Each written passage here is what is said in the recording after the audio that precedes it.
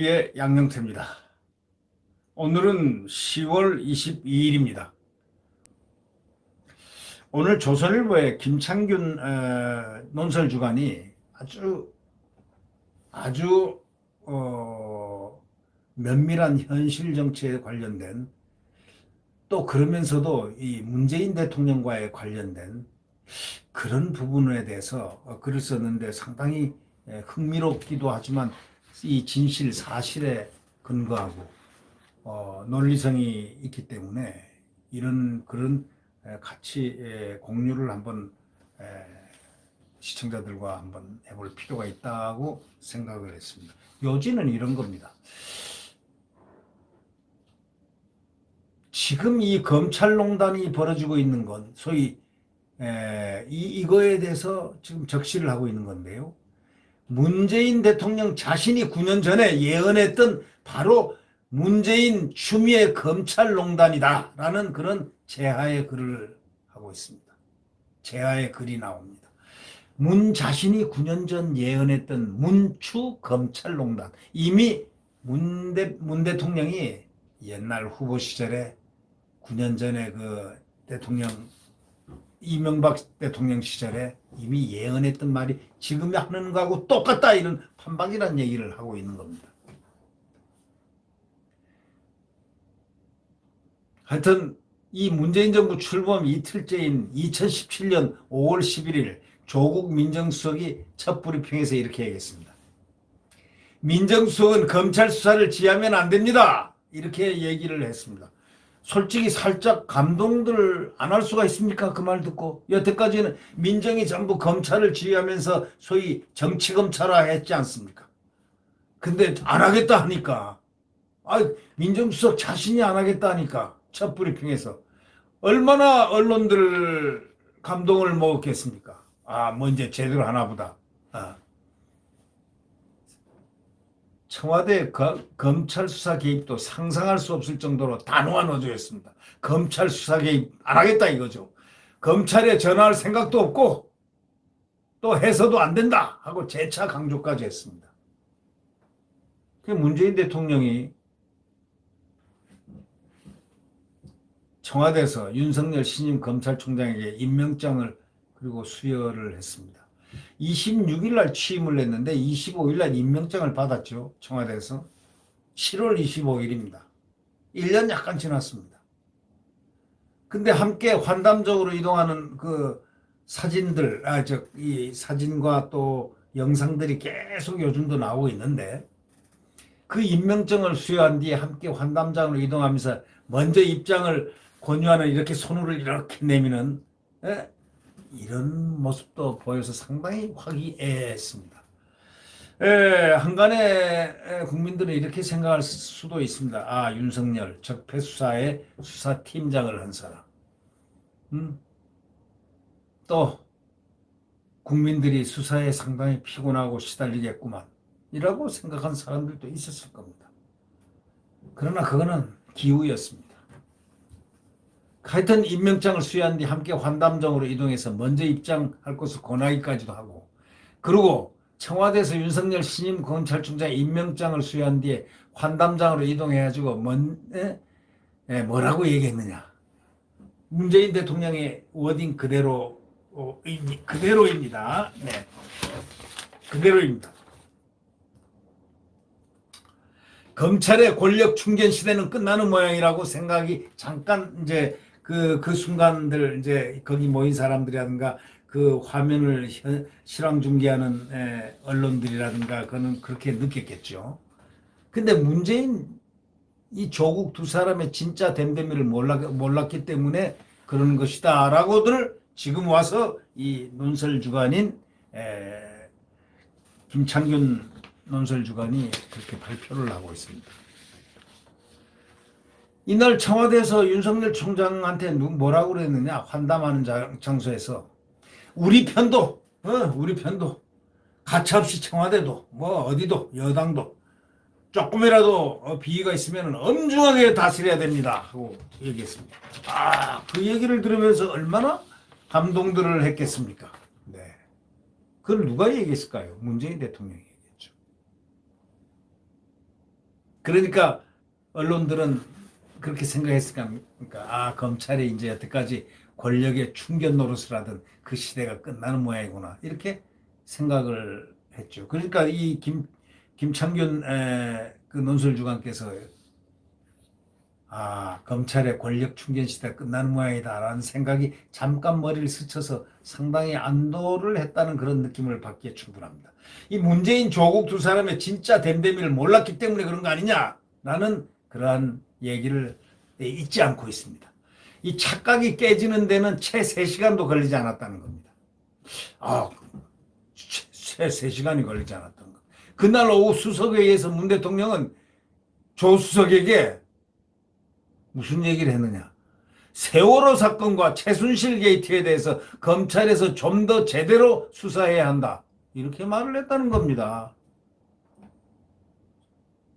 그날 오후 수석회의에서. 그러니까 3시간도 안 돼서 이 김창균 논설주관이 생각했던 이제는 참 괜찮겠구나. 검찰에 전화할 생각도 없고 해서도 안 된다고 재차 강조하는 이 민정수석과 이 소위 대통령의 모습들 그 주변에서 보면서 이제는 검찰의 충견 시대가 끝나는 모양이라고 해서 잠깐 머리를 스쳤는데 3시간 뒤에 바로 문재인 조국 두 사람의 진짜 댐댐이를 느끼는 첫 순간이었다는 것입니다. 네. 세월호를 갑자기 끄집어내서 세월호를 수석회의에서 저 검찰의 권력 충돌 시대 끝나는 모양이라고 생각한 그 잠깐 머리를 스치는 동안에 수석회의에서 세월호 사건과 최순실 게이트에 대해서 검찰에 좀 더 제대로 수사해야 된다. 제대로. 아니 적폐 수사 그렇게 가혹하게 해놓고 무슨 제대로입니까? 그러니까 깜짝 놀랄 수밖에 없죠. 역대 대통령들도 검찰에 수사 주문을 하곤 했지만 임기 중에 한두 차례 또는 한두 번 그냥 토착 비리라든가 공직자 비리 척결 이런 추상적인 방향 제시 정도를 하지 구체 사건 개별 사건에 대해서 일일이 검명하고 횟수도 잡고 이런 경우는 취임 2달 만에 방산 비리 8월 달에 그 육군 대장 그 명예로 살아온 육군 대장 부부의 공관병 갑질 무혐의로 다 나왔지 않습니까? 2018년 2월 강원랜드 채용 비리 아니지 않습니까? 2018년 7월 촛불 집회 계엄령 문건 아니지 않습니까? 그래서 이재수 장군 기무사령관을 했던 이재수 장군 그 훌륭한 이재수 사령관이 정말 스스로 목숨을 끊었지 않습니까? 그 엄청난 사건이 있었음에도 2019년은 김학의 또 전 법무차관 꺼냈습니다. 고 장자연 씨 클럽 버닝썬 사건. 이 열각이 힘들 정도로 수사지휘를 하고 있습니다. 그 말 한마디가 보이지 않는 수사지휘가 되는 거죠. 계엄령 문건에 대해서는요. 독립수사단 구성이라는 수사 방식까지 제시했어요. 독립수사단을 만들어라. 김학의 장자연 버닝썬 사건에 대해서는 공소시효가 지난 일도 사실 여부를 가리라. 사법적 실효성이 없는 지침도 막 내렸습니다. 민정수석이 검찰 수사를 지휘하면 안 된다. 고 했던 말은 알고 보니까 대통령의 고유 업무라는 뜻이었다는 것이 바로 김창균 논설주관이 지적하는 핵심 키워드입니다. 검찰은 정치 권력에서 독립돼야 하지만은 그 독립성을 빌미로 검찰이 폭주하지 않도록 민주적 통제 장치가 필요합니다. 그래서 권력과 검찰을 간헐적으로 소통하도록 만든 소위 반도체 역할하는 게 법무장관의 수사 지휘권인데 이걸 갖다가 그냥 밥 먹듯이 사용합니다. 보복적인 의미로도 사용하고 감정적인 의미로도 사용하고 그런 거 아니겠습니까?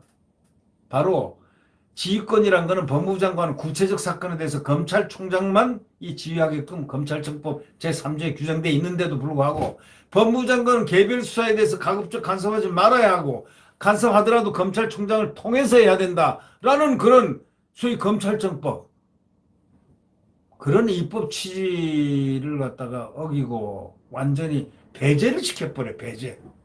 검찰총장을 통해서 수사를 지휘하게끔 해야 되는데 빠져. 검찰총장. 빠져 하는 거는 검찰청법에 없거든요. 올 1월 취임한 추미애 법무장관이 한명숙 전 총리 위증교사 의혹 사건, 아까도 얘기했지만 채널A 사건, 또 며칠 전에 사모펀드 라인 비리 사건, 벌써 3차례 지휘권 발동하고 또 가족들까지 지휘권 발동했죠. 가족 수사까지 빠져. 가족 수사할 게 뭐 있습니까?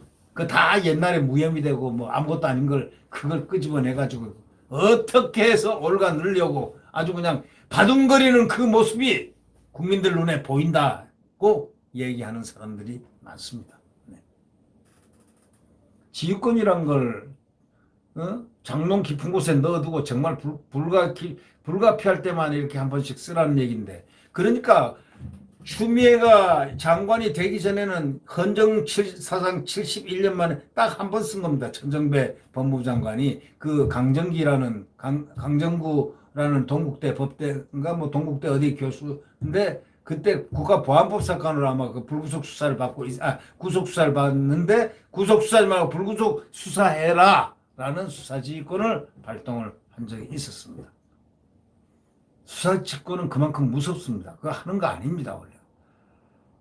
이 지휘권은 없는 셈 치고 지냈던 역대 법무장관들은 이제 추미애 장관의 막무가내 지휘권 발동하니까 혀를 차고 기를 찹니다.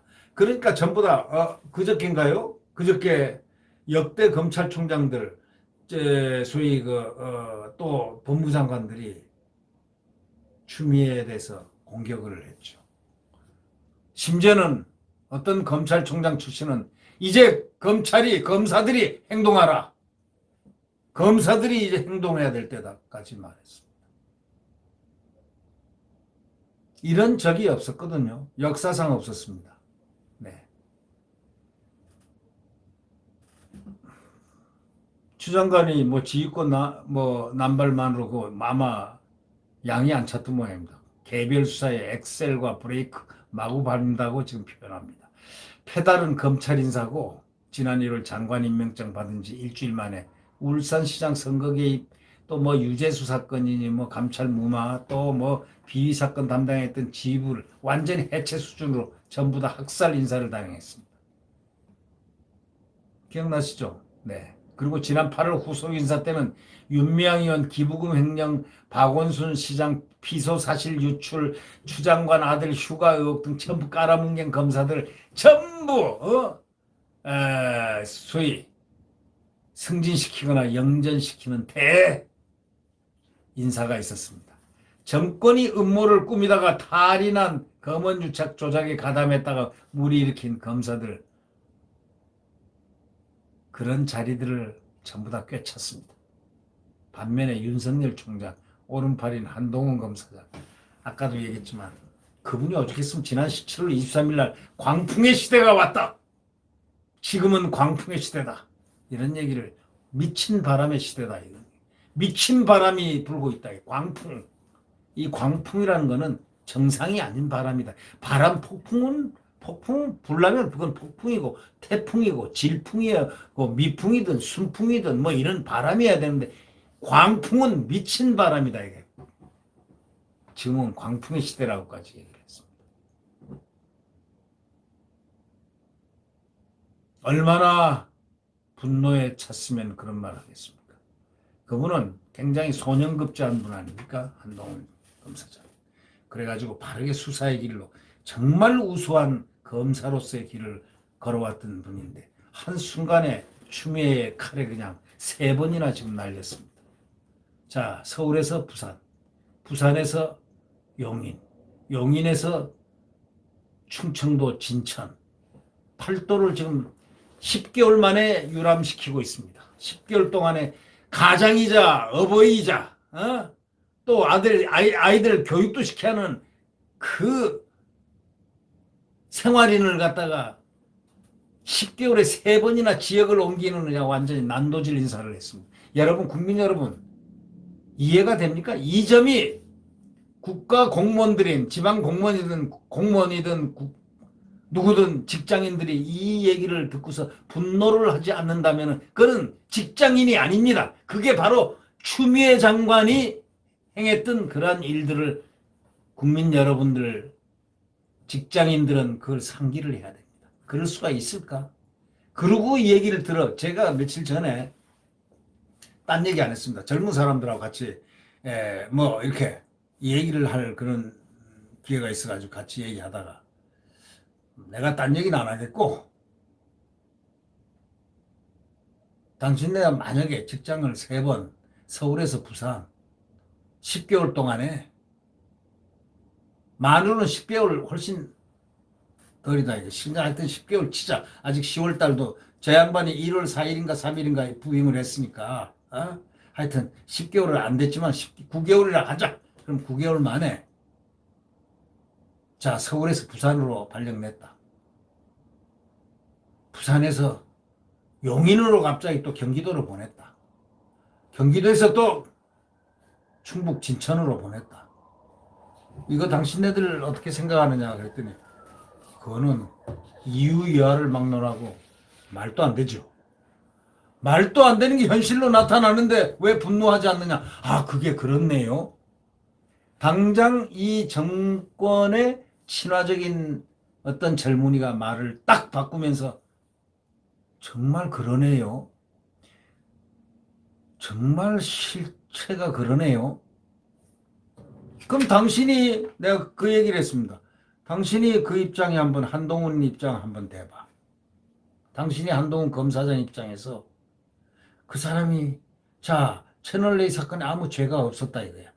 이 모든 게 죄가 없음이 지금 드러나고 지금 증거가 지금 대한민국 수사 그건 수사를 누가 하느냐 이성윤 지검장이 하고 있지 않냐 이거야. 그 오죽하면 그 수사팀장인 부장검사가 그냥 공중부양하면서 검사장을 상급자를 갖다가 무너뜨려가지고 그냥 깔아뭉개가지고 이렇게까지 사건이 있어도 그 사람은 영전됐어. 하면서 이 얘기를 잘 알고 있더라고요. 그 내용은. 그건 잘못됐다고 하면서 진짜 그 가족 있고 이거 한 사람을 이렇게 서너 번씩 이렇게 인사해가지고 돌려야 되는 정말 나쁜 사람이네요. 나쁜 사람이네요. 그래서 나쁜 사람, 좋은 사람이 아니고 잔인한 사람이지. 내가 그렇게 얘기했습니다. 잔인한 사람이지. 나쁜 사람인지는 모르겠지만 잔인한 사람이지 하고 저는 생각해 보십시오. 정권이 음모를 꾸미다가 탈인한 그 검언 유착 조작에 가담했다가 무리 일으킨 검사들도 알토란 같은 자리를 전부 다 누가 꿰찼습니까? 이 사람들 다 보내놓고 자기의 수족들이 전부 다 차지했지 않습니까? 반면에 윤석열 총장 오른팔인 한동훈 검사장은 핵심 요직인 중앙지검 반부패 부장에서 9달 새에 그냥 부산고검 차장, 법무연수원 용인지원, 연구위원, 법무연수원 진천본부연구위원. 연구위원이 뭡니까? 나가라는 뜻이죠. 그래서 제가 방송에서 절대 나가지 말라고 그랬습니다. 절대 나가지 말면 저 사람은 검찰총장까지 된다. 법무장관도 된다. 그 위도 될 수 있다. 내가 그 얘기도 저도 화가 났죠. 입장을 바꾸고 생각해 보죠. 저는 그 사람들하고 면식이 없습니다.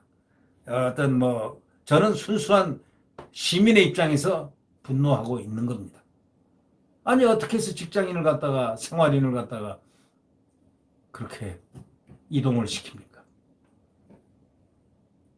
추 장관 인사가 검찰 구성원에게 보내는 메시지는 아주 단순 명료하다고 이 김창균 논설주간은 설파를 하고 있습니다. 살아있는 권력을 수사하겠다고 덤비면은 이렇게 물먹는다는 것을 보여준 겁니다. 반대로 덮고 잘 깔아 뭉개주면은 탄탄대로가 열릴 것이다 라는 그런 것을 보여주는 그런 예가 아니겠느냐 이렇게 설파를 하고 있습니다. 맞습니다. 예. 이 제목이 이제 아까 이게 뭐냐면 아주 특이한 제목이라고 그랬죠. 아까 이 문추 문재인 자신이 9년 전에 예언했던 문추검찰농단입니다. 이 제목이. 이 김창균 소위 논설주간에 그 글 쓴 제목이 문 자신이 9년 전 예언했던 문추검찰농단 이런 제목입니다. 근데 그걸 지금 얘기를 설명을 하고 있습니다. 정확하게 시간을 적시합니다. 2011년 12월 9일 국민 콘서트를 가졌다. 이렇게 나옵니다. 대선을 1년 앞둔 그 당시 야당 유력 주자가 대선을 1년 놔뒀죠. 2011년 12월이니까 2012년도 10월 13일인가 아마 대선을 했을 겁니다. 그러니까 대선이 딱 만 1년 남아있을 그때 국민 콘서트란 걸 갖다가 문재인 소위 당대표가 가진 거죠. 대선을 1년 앞둔 야당 유력 주자입니다. 그때 뭐 아무도 뭐 정말 무소불위한 그 후보자였죠.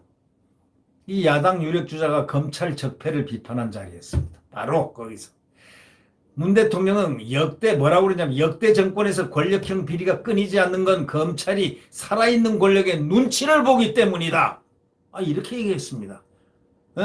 마땅히 수사 기소해야 할 사건을 처리 안 하는 검사는 문책 대상인데 오히려 인사를 통해서 보상을 받는다.